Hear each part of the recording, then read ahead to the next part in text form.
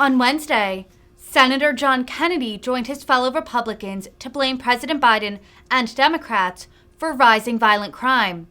Kennedy, who is running for re-election in Louisiana, called out the 40% uptick in homicides in New Orleans and increased robberies and carjackings.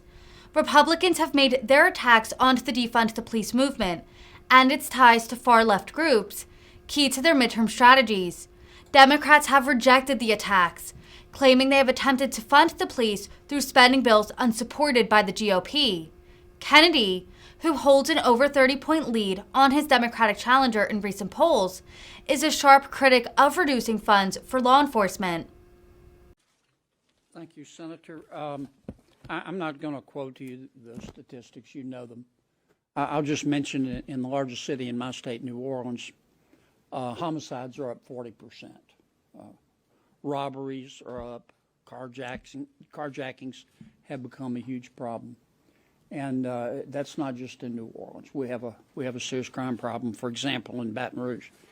Long term, we can debate the solutions to crime, but short term, in my judgment, we have to do three things. Number one, we've got to hire more cops. In New Orleans, for example, we have less than 1,000 police officers on the streets. We need at least 2,000. That's going to cost money, about which I'll speak in a second. Number two, we're going to have to stop the retirements among our police officers. They're retiring in droves. It's going to cost more money, in part, to keep them from retiring. I mentioned money on number one and number two because we live in the real world. But let me say that the state and local government has more money today across America than it has ever had, in large part, not totally, but in large part because we sent it to them. And they need to use that money. The third thing we need to do to get control of crime won't cost any money, but it may be the most difficult of all three of the things we have to do. We have to improve the morale of our cops. And that starts with our elected officials. I want to choose my words carefully here. No one supports police abuse. No one does. Do we have some bad cops? Sure.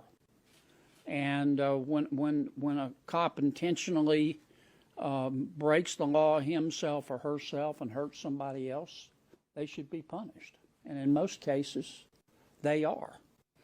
But on the other hand, cops are not guilty until proven innocent.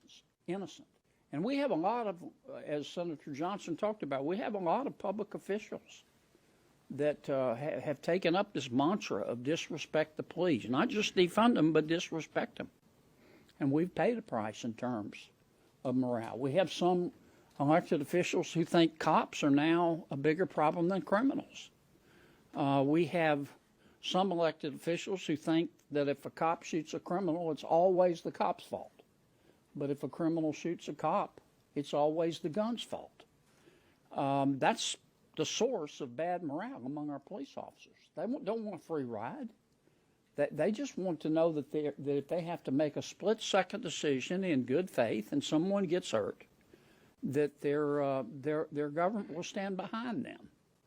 And that's got to change as well. And I'm very disappointed that we've heard nothing, zero, zilch, nada out of the Biden administration in terms of supporting our police. Senator Braun.